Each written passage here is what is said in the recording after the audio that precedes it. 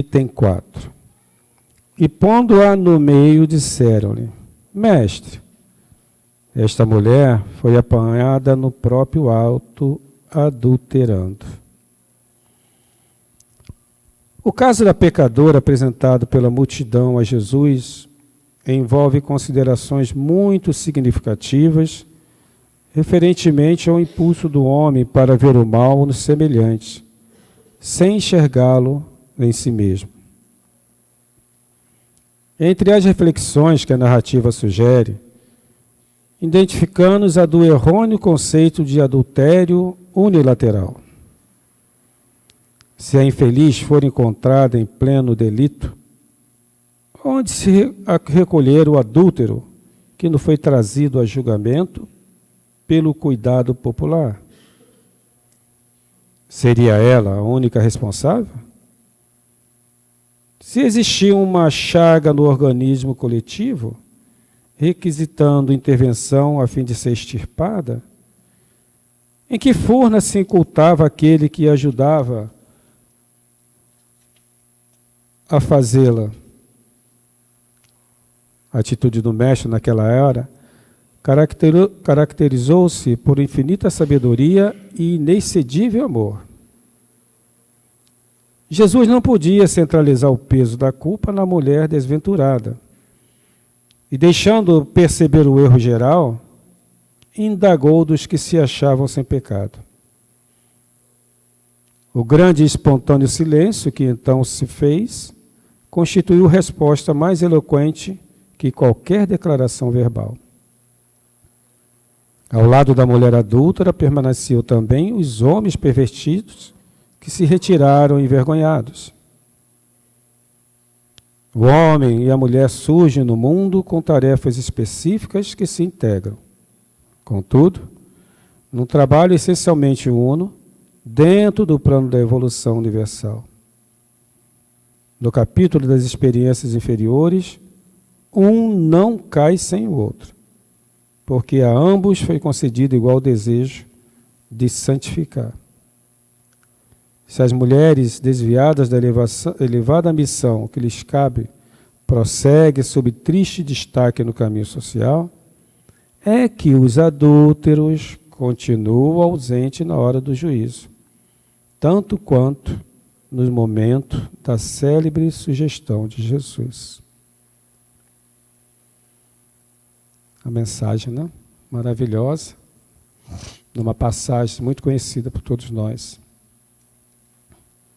Então vamos levar nosso pensamento a Deus, a Jesus, Fabiano de Cristo, que é mentor desta casa, que conduz os nossos pensamentos, as nossas orações, e agradecer por este domingo inicial, começando maravilhosamente nesta casa. Fabiano, que chegou cedo nesse ambiente, e seus auxiliares, pacificaram esse local, para acolher todos nós, deixando os nossos problemas de fora, e aqui harmonizados, podemos participar desse banquete que por hora vai iniciar com o nosso irmão Denizar. Que ele possa ser feliz no seu pronunciamento de hoje e seja fiel a Kardec, a Jesus e a espiritualidade que de tanto trabalho teve para nos fornecer todas essas novidades que vêm através da doutrina espírita. Pedimos permissão, então, para iniciar nosso encontro desta manhã de domingo. Que assim seja, graças a Deus. Então, vamos passar a palavra para o nosso irmão Denizar, que Jesus o acompanhe, e Fabiano Cristo o inspire.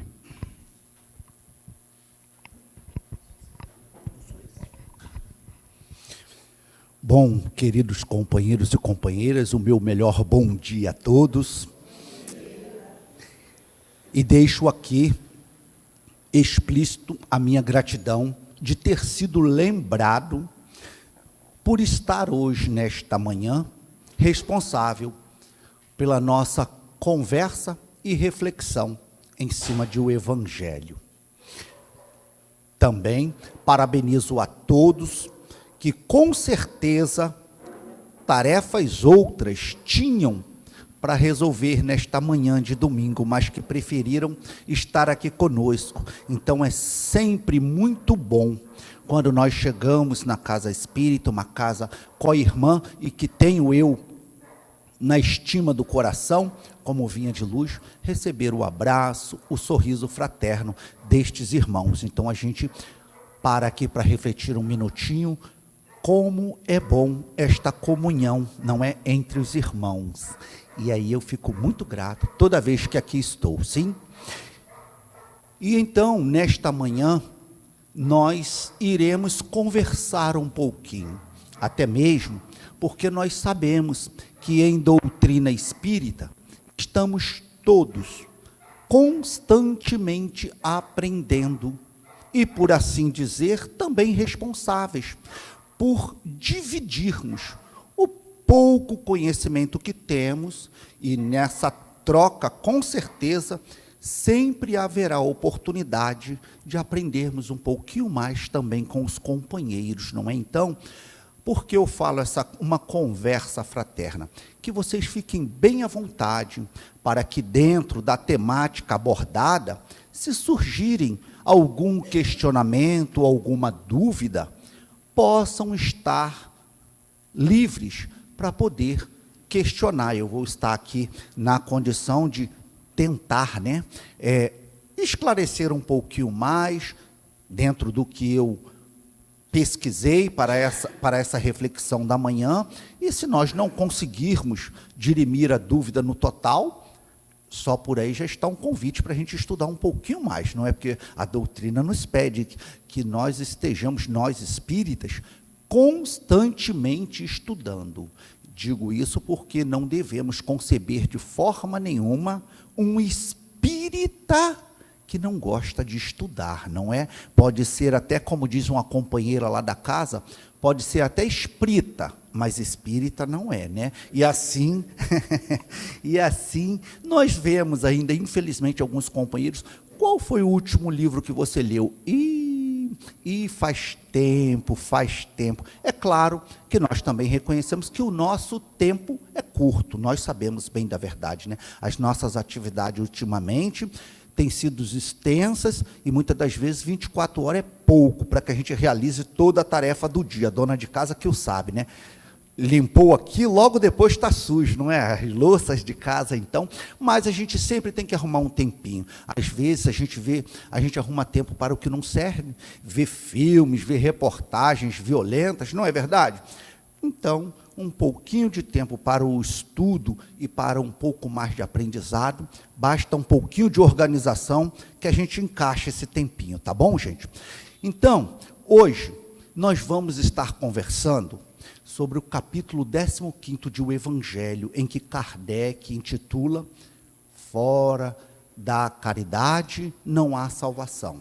Os itens de 4 a 7, o mandamento maior e a caridade segundo Paulo. Bem profundo, né, a temática. E aí, a gente começa refletindo em cima do mandamento maior, e aí nós vamos ver o quanto é importante nós estarmos estudando a doutrina, se aprofundando, porque uma coisa é a gente ler. Com certeza, se nós perguntarmos, todos nós já lemos a passagem evangélica no livro de Mateus, em que fala do mandamento maior, a maioria de nós já conhece mentalmente, mas quando você vai ali passar pela mensagem, estudando, que é diferente de ler, cada vírgulazinha faz uma chuva de questionamentos. E cada vez mais que a gente relê nesse nosso estudo, a gente vai aprendendo coisas que ficaram ali subscritas nas sublinhas e que sempre é motivo para que a gente reflita em cima. Então, quando a gente fala do mandamento maior, nós também sabemos que para que essa beleza toda que impera no universo para nos vislumbrar aos olhos, e a harmonia que existe para que isto tudo continue sendo lindo ao nosso desfrute. Nós sabemos que existem leis que regem o universo. Leis essas que são imutáveis. E quando nós vamos falar do mandamento maior, também vem nas sublinhas aquelas outras orientações que mesmo antes da chegada de Jesus, junto à comunidade terrestre, já haviam essas leis imperando todo o universo e que são, por assim dizer, ensinamentos que nós devemos nos esforçar para exercitá-las. São os chamados códigos divinos, porque certamente Jesus veio para reiterar em nossas consciências, como ele próprio dizia, veio nos relembrar, porque esses mesmos códigos, se nós pararmos para observarmos, os antigos já eram, por assim dizer, conhecedores dessas verdades, através dos diversos emissários que Deus, na sua infinita bondade, enviou à Terra para estar relembrando a todos os habitantes deste orbe a necessidade de nós nos conduzirmos ou caminharmos paramentados por um código de ética. Afinal de contas, será que nós podemos conceber que somos livres para fazer qualquer coisa em qualquer lugar? É claro que não, nós sabemos disso quando vamos estudar sobre as leis morais no próprio Evangelho, no Livro dos Espíritos. Nós sabemos que nem mesmo dentro da nossa casa, né, como a gente gosta de colocar, né, essa palavra, é minha, dentro da minha casa eu mando, não é mais ou menos assim que muitas das vezes a gente, engolfando egoísmo, gosta de falar? Mas nem mesmo dentro da nossa casa nós podemos fazer tudo o que quisermos, tem limitações. E assim, o planeta Terra, que é a nossa grande casa, a nossa grande escola, também nós temos códigos a serem respeitados.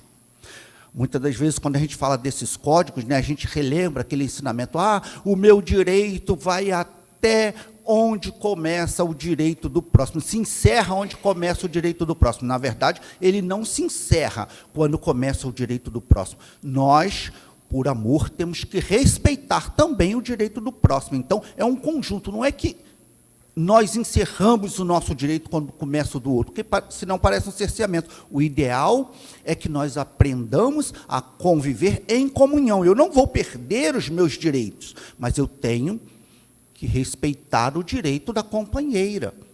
São coisas diferentes. Então, Deus sempre enviou esses seus emissários para estar relembrando isto para a gente, para que a gente aprenda a viver e, consequentemente, alcance o objetivo ao qual todos nós fomos direcionados a esse planeta.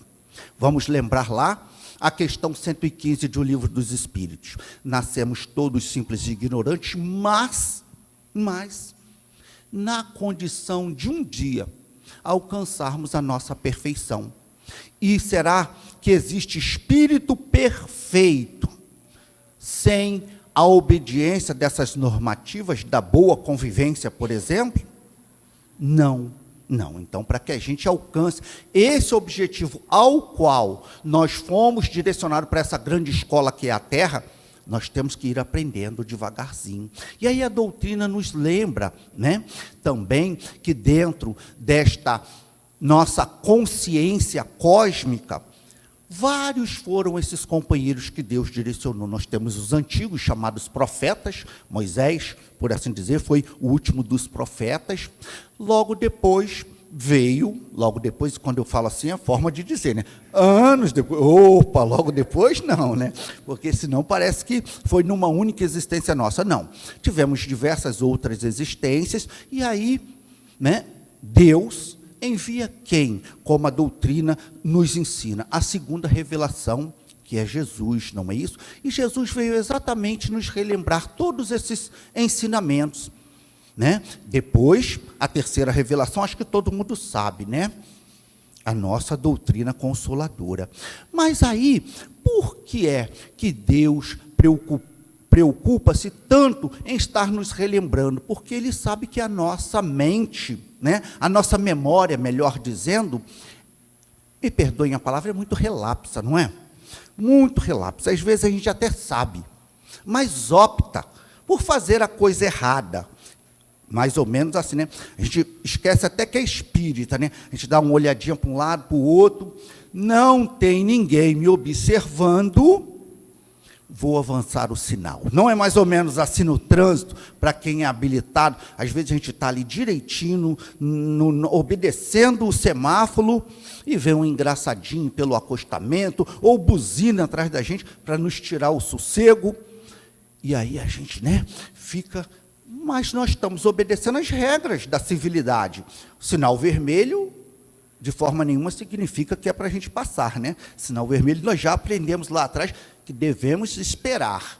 Então, e quando a gente fala de esperar, vira e mexe, a gente está sendo puxado pela orelha pelos nossos netinhos, né? Eu tenho um netinho que essas crianças, esses espíritos estão vindo cada vez mais atentos, né? Quando ele está comigo lá na cadeirinha lá atrás, ele está com 7 anos, ele observa o trânsito, e aí ele vê lá o semáforo amarelo, ele já avisa: avô, você vai ter que parar, hein, avô, você vai ter que parar.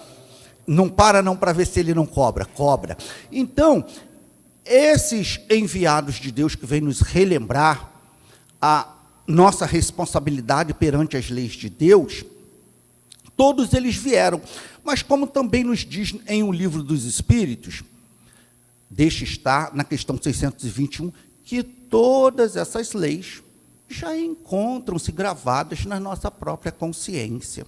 Mas por que então Jesus enviou? Porque faz-se necessário, que nós somos muito esquecidos, para melhor dizer, né? E então, agora sim, por que eu fiz esse rodeio, né? Os companheiros podem estar, mas quando que ele vai entrar na temática do mandamento maior?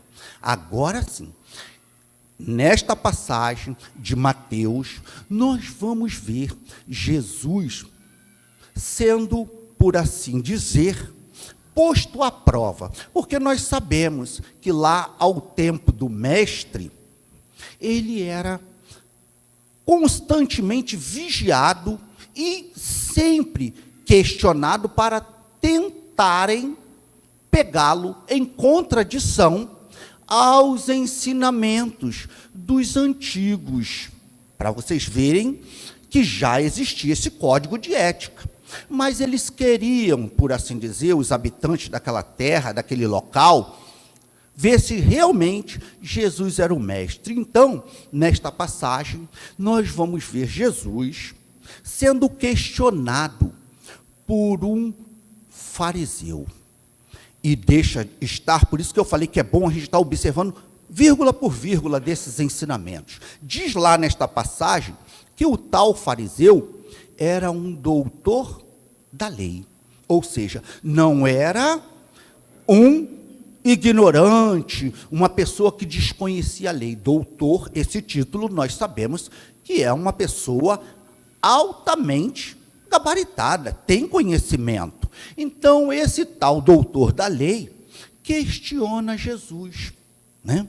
Mestre, qual é o mandamento maior? Fazendo uma alusão lá àqueles ensinamentos do próprio Moisés, por exemplo, para ver se Jesus, em algum momento, iria contra os ensinamentos, por exemplo, de Moisés. E Jesus, deixa estar, sabendo da intenção daquele companheiro, porque Jesus lia não só através dos corpos, mas ele lia o pensamento do indivíduo. Muito antes do indivíduo questionar, ele já sabia que ali ele seria tentado. E então, e esse doutor da lei, fariseu, ele também sabia que pouco antes Jesus já havia calado a boca dos saduceus. Quem eram os saduceus? Saduceus, lá na introdução de O Evangelho segundo o Espiritismo, também tem lá a explicação. Kardec deixa essa nota lá para que a gente saiba dos personagens que estariam transitando ali com Jesus. Os saduceus eram os seguidores, no caso, lá de um religioso chamado Sadoc, que viveu ao tempo de Davi. Então, eles também entendiam das leis. E Jesus, um pouco antes de estar com esse fariseu, já havia conversado, esclarecido, entre aspas, ao ponto que é dito aqui, calado a boca dos saduceus. Então, esse fariseu volta novamente com a questão: mestre, qual o maior dos mandamentos? E aí, Jesus, sabedor da sua intenção, como já falamos, toma a esclarecimento: amarás a Deus com todo o teu espírito, com todo o teu amor. A mensagem é um pouquinho maior: com todo o teu espírito, com toda a tua alma, sintetizando para a gente não ficar lendo, E aí é uma oportunidade depois para a gente buscar em casa. Quem não lembrar, totalmente, tarefinha de casa, dando uma de professor, tarefinha de casa para quem não lembrar e buscar, Está aí uma oportunidade para estudar. Então, quando Jesus diz a ele: amarás a Deus com toda a tua força, com todo o teu amor, com toda a tua alma, com todo o teu espírito, com todo o coração. E aí Jesus sabia que dali ainda faltava um esclarecimento. Este é o primeiro mandamento, e toma-lhe o segundo, que é idêntico a este: amarás o teu próximo, amarás a Deus e ao teu próximo como a ti mesmo. Parece uma passagem curtinha, de pouco aprendizado, mas se nós nos debruçarmos ao estudo, vírgula por vírgula, a mente fervilha, com certeza. Porque cada pedacinho desse é um ensinamento profundo e que nós, ainda, ao século XXI, ainda não aprendemos na sua totalidade a executar. Isso é um fato, digo por mim. Vamos começar com um pequeno questionamento. Amar a Deus, se qualquer um de nós formos questionados, principalmente os cristãos, e aí digo de outras religiões também, porque todas as religiões ensinam o bem, o amor, essa força maior, quer seja o nome que dê a esse ser supremo que é Deus, para nós. Se nós perguntarmos: você já aprendeu a amar a Deus? Sim, certamente nós diríamos que sim, amamos a Deus. Você se ama porque dá a possibilidade de amar o nosso semelhante. Vocês já viram alguém dar o que não tem? Impossível. Então, nós temos que nos amar. Você se ama? Questionamento para pensar. No automático, nós responderíamos: sim, eu me amo. Eu me amo. Será mesmo? Você, então, não comete nenhum delito, não tem nenhum vício. Vamos dizer assim, dos vícios materiais. Eu não uso droga, eu não fumo, eu não bebo, sei lá, um vício material que, digamos assim, os vícios lícitos, por assim dizer.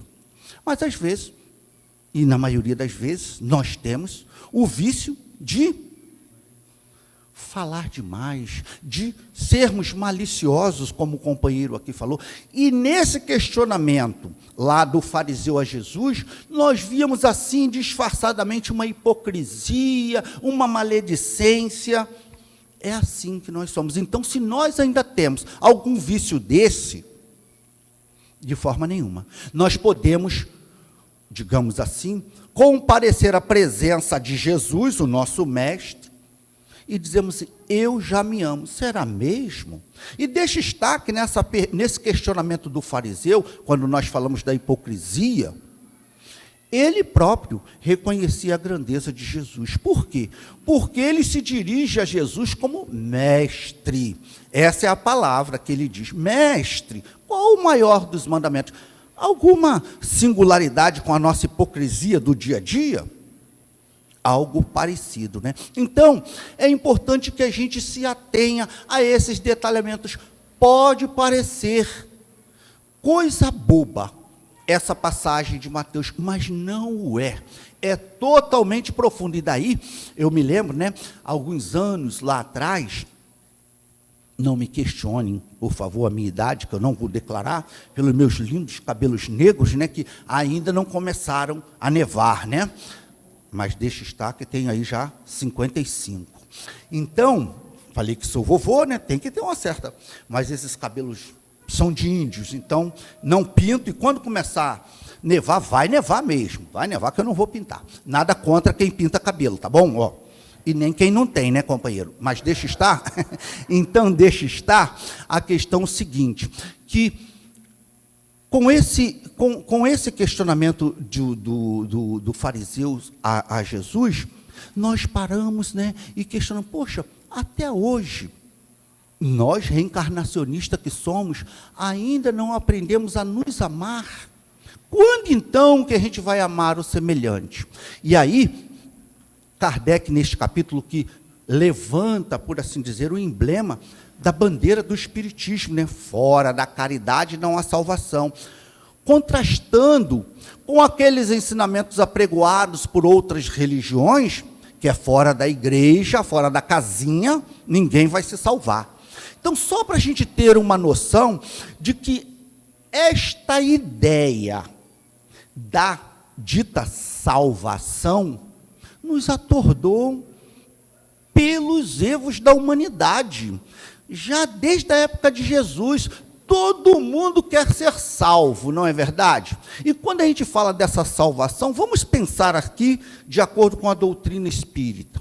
Salvação, a ideia da salvação dá uma ideia de que estamos perdidos, como um barco à deriva, sem direção.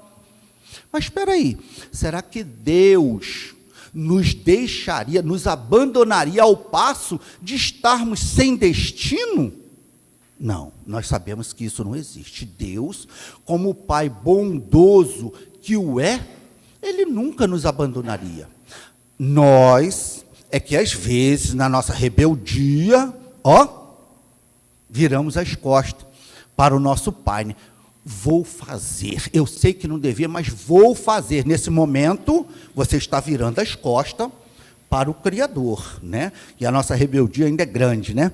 Mas aí, nessa ideia de salvação, que é imposta, muitas das vezes, por determinadas religiões, como uma tábua salvacionista, que quando o indivíduo está perdido, está à deriva, em qualquer coisa ele se agarra, não é? Mas a doutrina espírita não é assim.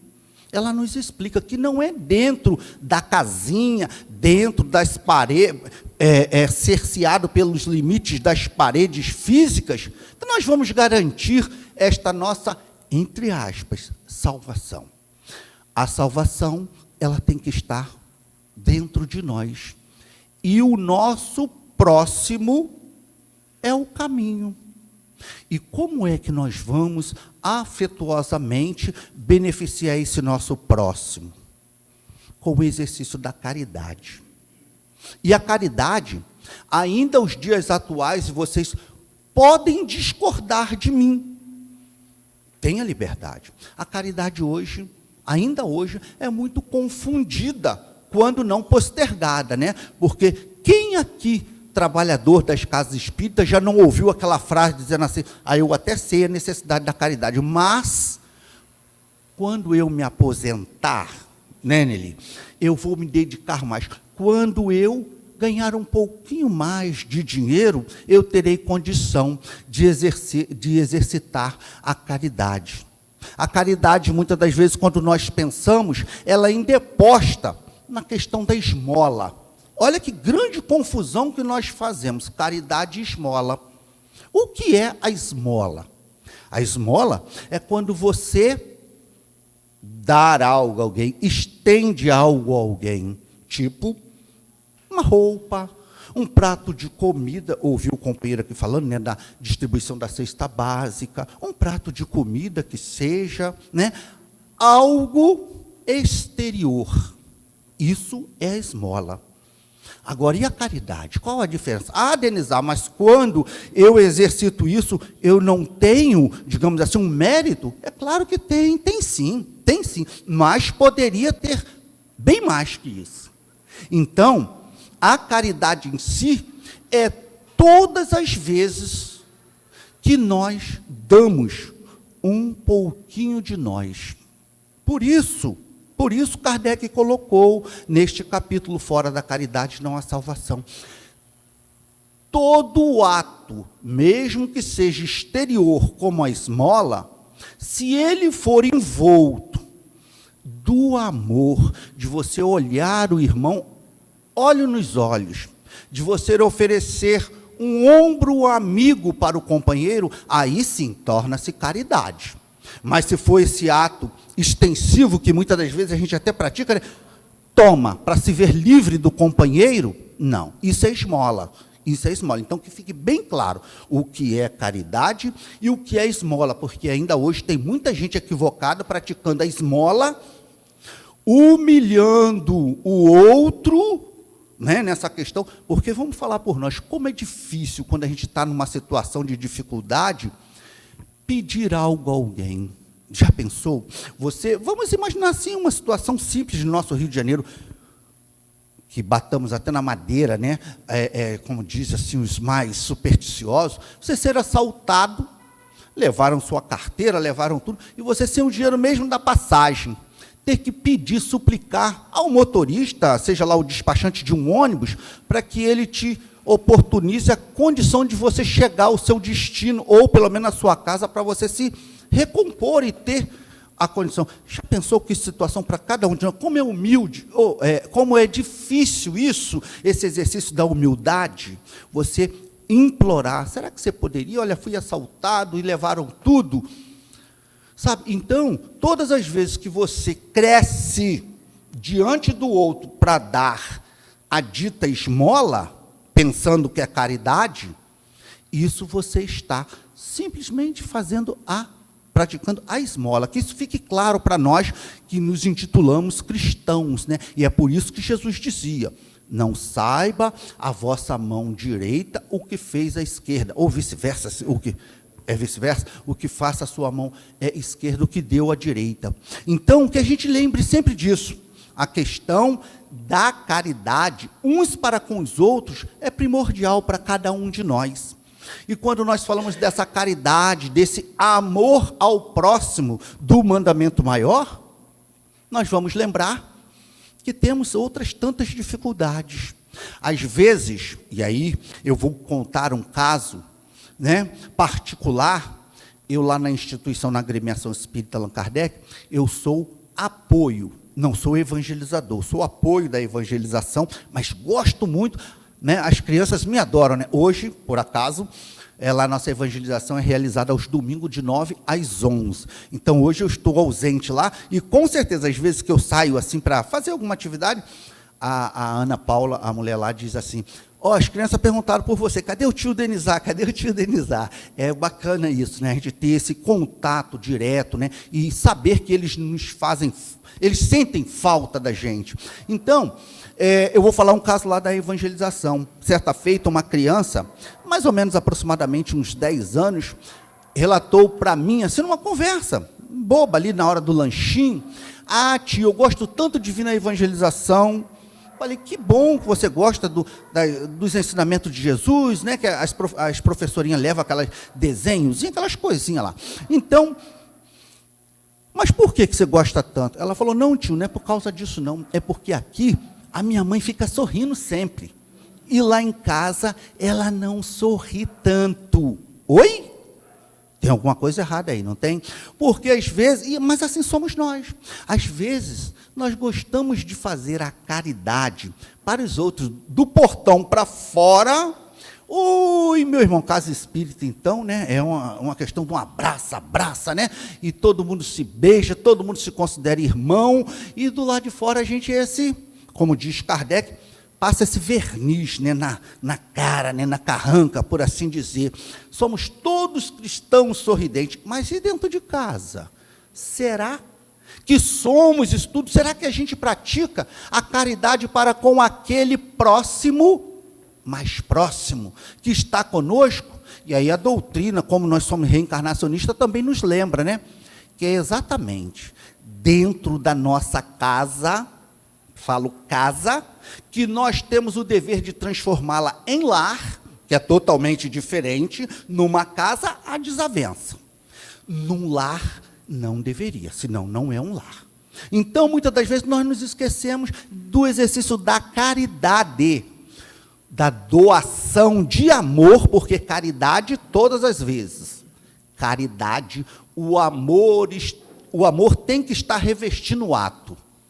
Tem que ter, se não tiver amor, não é caridade, é esmola.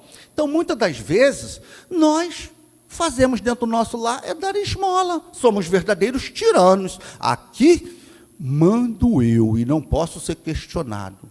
Então, nessa conversa com essa criança que não tinha mais do que 7, 8 anos, sabe, se você estiver atento aos ouvidos, você vê que a coisa ainda está muito incrustada nos nossos corações. E isso tudo é uma advertência para que a gente reavalie a nossa convivência com os nossos entes próximos, mais próximos.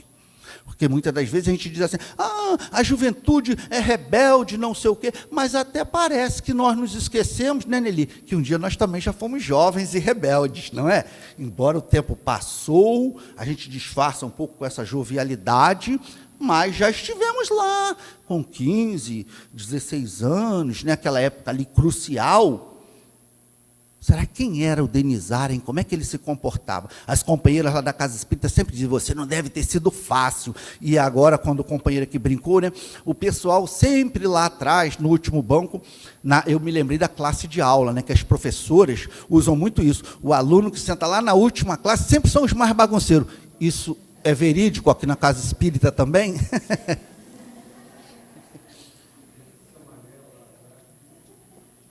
Então, gente, nós temos que estar parando para pensar.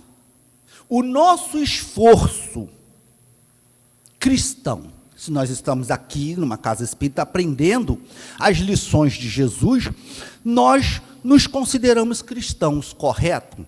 Então, o nosso esforço cristão tem que principiar dentro do nosso lar.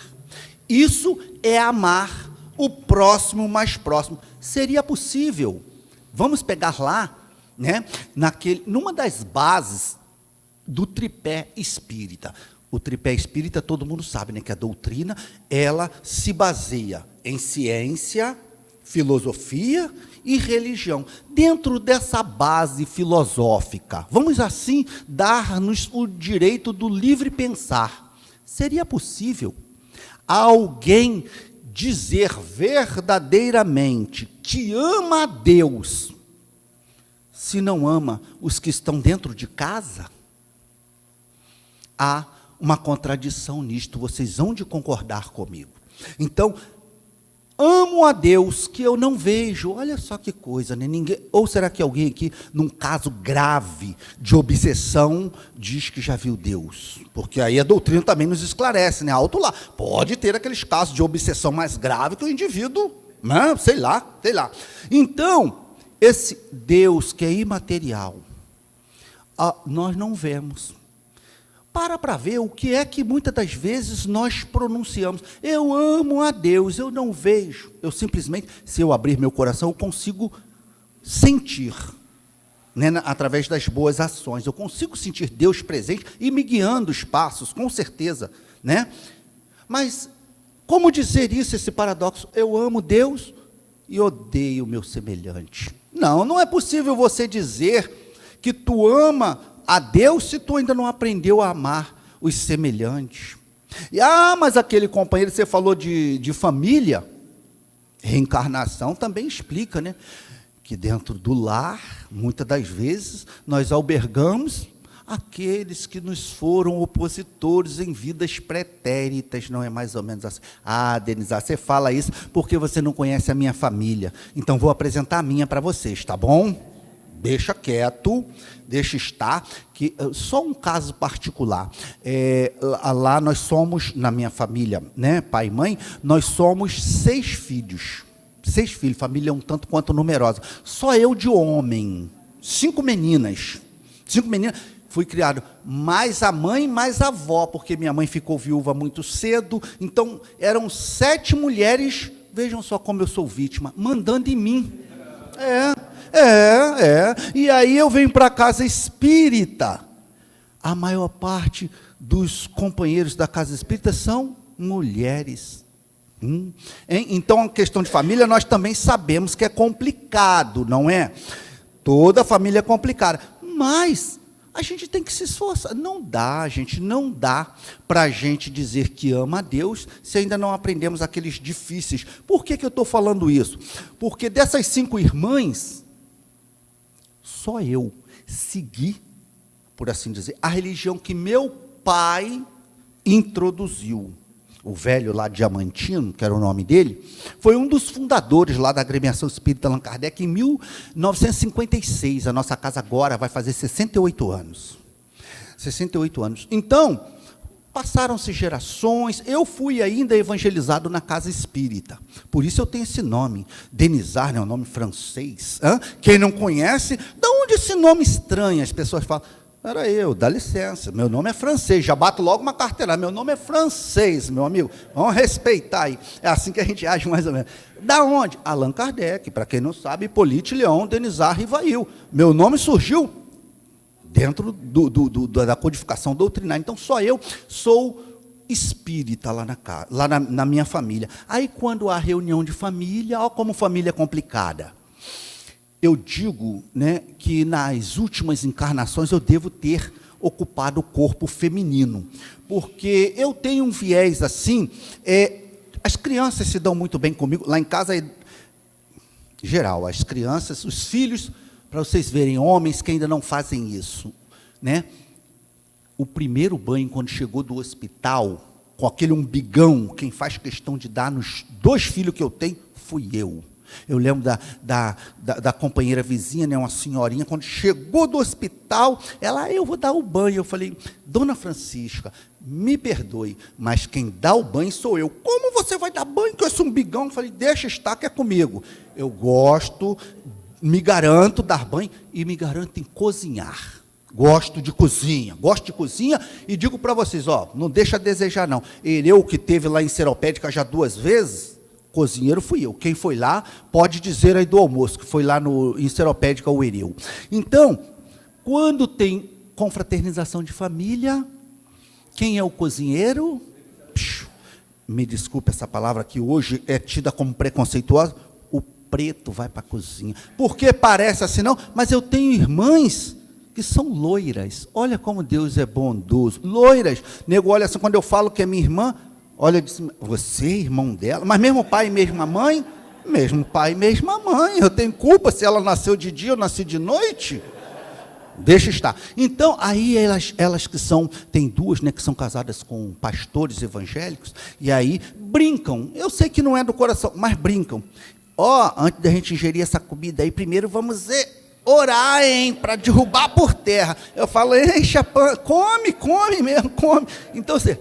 língua, mas falam numa forma brincadeira, mas é pejorativo e tal. A gente tem que relevar. Então, esse é o exercício da caridade. Faço questão, deixa que eu faça a cozinha, porque eu me garanto que sou melhor cozinheiro do que elas. Elas não rabiscam. Então, por isso que eu digo que na última existência eu devo ter ocupado o corpo feminino, e nós sabemos, questão 200 do Livro dos Espíritos, o espírito não tem sexo. Nós temos que jornadear em todos os âmbitos dessa grande escola que é a Terra, para adquirirmos a experiência.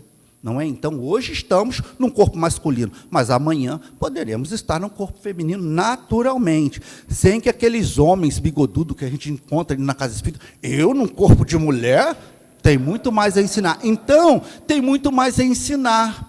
Porque, quando nós falamos da caridade, do exercício da caridade, vocês já imaginaram caridade maior neste plano físico que nós vivemos do que o amor devocional de uma mãe para com o seu filho? Isso é o exercício da caridade. Vamos colocar em prática.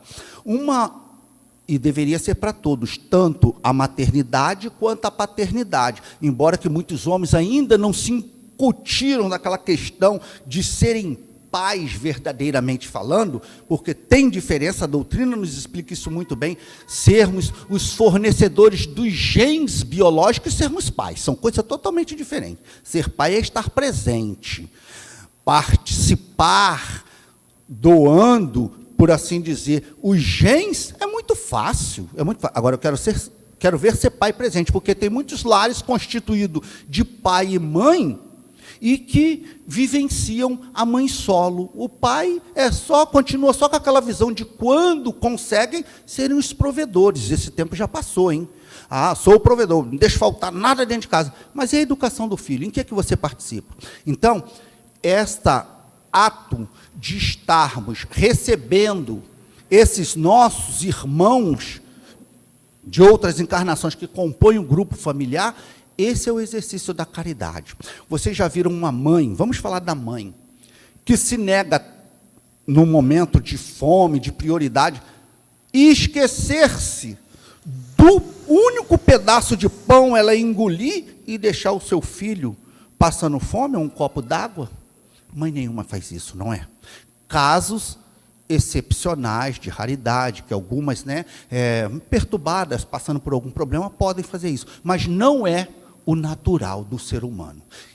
Falei de ser humano, no reino animal a gente vê isso. Vai mexer com a cria de uma cadelinha, vamos lá, lá em Seropédica ainda é roça, né? Lá às vezes a gente ainda cria galinhas. Vai mexer com o pintinho de uma galinha para ver se ela não te voa em cima, te beliscando. Expõe a própria vida para defender a sua cria. Isso é o ato da caridade que nós começamos a experienciar ainda no plano animal. E por que ainda não aprendemos no plano nominal? Opa, a gente quer mesmo chegar à condição angelical? É isso? Lá na questão 115 de O Livro dos Espíritos? Um dia seremos pleno em saber quando da condição de espíritos puros. Então, que a gente pare, raciocine. E quando alguém pode perguntar aí, estou vendo esse camarada lá embaixo, quando brincaram, falando assim, né? Ah, o Denis hoje é o palestrante. Não sou o palestrante, sou falador. Sou falador. A dona lá em casa, ela diz assim, ela além de reconhecer que eu devo ter ocupado um corpo feminino na última existência, ela descobriu a minha profissão, segundo ela, na última existência, que eu era lavadeira, porque pelo tanto que eu falo, sem demérito a quem exerce a função. Você deve ter sido aquelas lavadeiras que ia para a beira do rio e ficava o dia inteiro falando. Sou falador mesmo, gosto de falar e brincar, e assim é que eu vivo. Então, vocês riem, porque vocês não estão falando igual lá o companheiro, porque vocês não vivenciam o que eu vivo, eu sofro mais do que o próprio Cristo, o companheiro falou isso. Então, gente, olha só, então, a questão é a seguinte, aí alguém pode estar questionando, quando é que esse falador vai entrar no item seguinte de o evangelho que está sobre a nossa responsabilidade hoje, da caridade segundo Paulo. A caridade segundo Paulo, esta carta aos Coríntios, que Paulo escreveu, é algo assim, que já foi assim, versada, cantada, todas as formas, em algum momento, nós já ouvimos, tá? Se nós não tivermos caridade, eu não vou me aprofundar muito nesta temática, porque é o exercício da caridade. Paulo, profundo conhecedor que o era das verdades cristãs, ele sintetizou bem claro, não adianta eu oferecer o meu próprio corpo ao sacrifício, se eu não tiver caridade para com o meu irmão. Não adianta você dar a melhor roupa que tu tem, né? Tudo isso são atos exteriores, porque nós ainda vemos a caridade como um ato exterior, e a caridade não é um ato exterior, ela tem que surgir de dentro. Quando você olha o companheiro, reconhece a necessidade dele e se propõe a ajudá-lo de alguma forma. Quando eu estava montando o estudo, a companheira lá falou, se derem chance para você, você vai até querer cantar a passagem de Paulo. Não vou testar a paciência de vocês com essa minha voz horrível, tentando cantar, como fazia lá o Legião Urbana, né, quando cantou essa passagem de Paulo, ainda, né, que eu falasse a língua dos anjos. Uma canção muito bonita, bela e muito bem inspirada, linda. Então, todos nós, em algum momento, já ouvimos essa passagem de Paulo, mas ela sintetiza, sabe? É muito lindo os versos que Paulo, inspiradamente, com certeza teve quando ele escreveu essa carta aos Coríntios. Lindo. Tudo isso aos Coríntios, porque a cidade de Corinto, não sei se todo mundo já se deteve a pesquisar, era uma cidade em que era uma cidade muito portentosa, havia muito luxo ao derredor desta cidade. Os habitantes de lá chegaram ao passo de criar, né, um jargão popular que imperava entre muitos dos seus habitantes, viver a moda de Coríntio, ou seja, era viver na ostentação, esquecendo-se que haviam muitos irmãos necessitados ali também, mas gostavam de, né, se mostrar assim portentosos. Então, questão do orgulho, questão da vaidade, que nós temos que trabalhar em nós. Então, esta carta de Paulo, né, a necessidade da caridade, sintetiza isso. Vamos aprender. Sabe, quando a gente fala de caridade, não adianta palavreado bonito, cantar lindamente, se nós não olharmos o outro nos olhos, para vermos a real necessidade dele. E também, quando a gente fala de caridade, também nós vamos ver alguns excessos, né? Porque também, infelizmente, nós sabemos que tem pessoas, entre aspas, que se profissionalizam em pedinte. Então, também, para exercer a caridade, nós também temos que estar atentos, para não sermos explorados. Sabe? É fazer até onde der para a gente, desde que o coração esteja imbuído daquela nossa vontade, e não simplesmente jogar ato material, mas também estar atento, para também não ser enganado. Não é que a gente, eu não quero passar por bobo. Não, mas se a gente, às vezes, simplesmente estender a esmola, também nós podemos estar contribuindo com um vício malicioso daquele companheiro, sei lá, pedindo dinheiro para bebida alcoólica. Olha só, convém. Mas a partir do momento que eu dei, a responsabilidade é dele. É verdade, é dele a responsabilidade. Mas se a gente sabe disso, vale a pena contribuir? Uma coisa é saber, tá? A gente tem que olhar mais ou menos a situação. Eu falo por mim, por exemplo, eu evito dar dinheiro. O companheiro me aborda, eu procuro, dentro das minhas parcas possibilidades, o que é que você precisa? Eu preciso de... Tudo isso você está fazendo a caridade ouvindo o companheiro. Vamos ouvir ele para ver se aquilo dali realmente procede. Eu estou com fome. Vamos até ali, vamos ver aqui o que você quer comer. Eu tenho possibilidade de pagar? Eu pago. Agora, simplesmente dar o dinheiro e virar as costas. Isso não é caridade, é esmola, novamente frisamos. Então, a carta de Paulo fala exatamente para isso, para que a gente esteja atento e concatenado com a realidade do companheiro. Às vezes, basta um bom dia. Basta um bom dia para o companheiro. Eu sei que é inconveniente, a gente está falando de tantos fatos da nossa vida, mas certa feita eu passei por um companheiro, um andarilho na rua, e aí, era de manhã cedo, eu tinha ido comprar pão, aquele ato normal, passei por ele, dei um bom dia para o companheiro, simplesmente isso, gente, não o abordei, como eu passo por você, eu dou um bom dia, ato de educação. Gente, mas me surpreendeu a resposta daquele companheiro. Ele, juro, ele levantou os braços para o alto, ajoelhou-se e gritou-se: graças a Deus alguém me viu. Foi um bom dia, foi só um bom dia que eu dei. E isso, sabe, acariciou o coração dele, porque muitas das vezes também a gente sabe que eles passam como invisíveis pela sociedade. Então, para praticar a caridade eu tenho que dar algo para ele, eu tenho que levar ele para dentro da minha casa? Não, às vezes basta um bom dia, você olhar olho no olho, respeitá-lo como um irmão seu, como um ser humano que está passando pelas dificuldades desse plano de expiação e prova que nós vivenciamos, e que você se condoeu com aquela situação dele e procurar uma possibilidade de ajudar. E aí sim, aí eu estendi essa tal caridade, levando ele, falei: não, você quer tomar um café da manhã, já que ele teve aquele ato tão, exterior, levei ele, aí sei lá, convidei ele para ele sentar-se. Não, ele falou para mim, eu não quero entrar na tua casa, eu prefiro aqui fora na rua.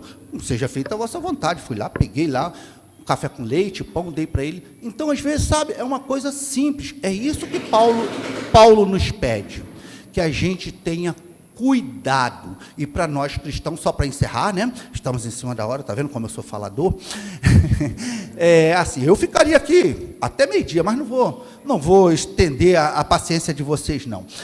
Então, ou seja, essa questão de Paulo, nesta exortação aos habitantes da cidade de Coríntio, é exatamente para que a gente olhe o que é que nós podemos fazer para o nosso irmão. Às vezes não nos custa nada material. É você emprestar os ouvidos, às vezes um ombro amigo, um abraço fraterno. Basta isso.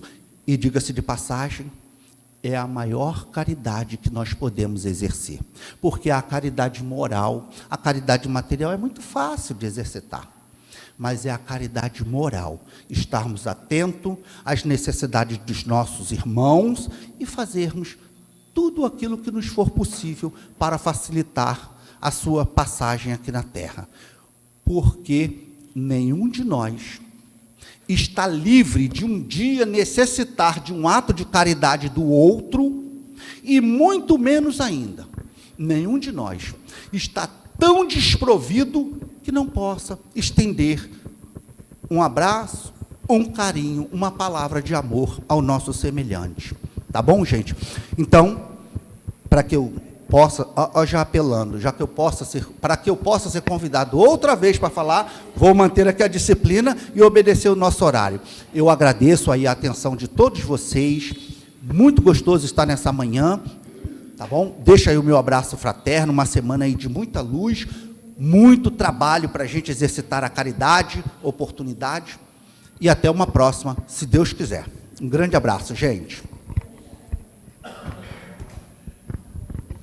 Agradecidos nós estamos por essa manhã maravilhosa, apesar do barulho, né? Só tem uma pessoa aqui que eu vi que dá palestra sem barulho, é o Maxwell. O cachorro não late, é um silêncio, o garoto aqui de trás não grita. O Maxwell, quando está aqui, é um silêncio completo. Os outros, está moia. Mas é um espírito superior. É o super Max. Agradecidos estamos, né, essa visita do nosso irmão Denizar, né, que ele leve o abraço nosso à casa religiosa dele. E nós vamos encerrar aqui a primeira parte, para iniciar a segunda parte, que é o momento dos passes. Os passes não são obrigatórios, né, mas todos aqueles que necessitarem do passe, após a oração, pode se dirigir, que a nossa irmã vai chamar. Tá? O passe é um momento de renovação energética do nosso corpo. Então, é muito importante as pessoas confiarem no passe. O irmão nosso, que está preparado para fazer o passe, que a gente chama de passistas, né, o médium de passe, eles são as ferramentas materiais para que a energia, né, da espiritualidade daqui comandada por nosso irmão Fabiano de Cristo possa chegar até as nossas células e relativizar, suavizar as nossas dores, dar mais energia para cada um de nós. Então é muito importante a gente confiar nisso, tá bom? Então agradecidos estamos nesse momento por esse banquete espiritual que recebemos do nosso irmão e pedimos permissão para finalizar a nossa primeira parte dessa reunião, que assim seja, graças a Deus. Então vamos pedir os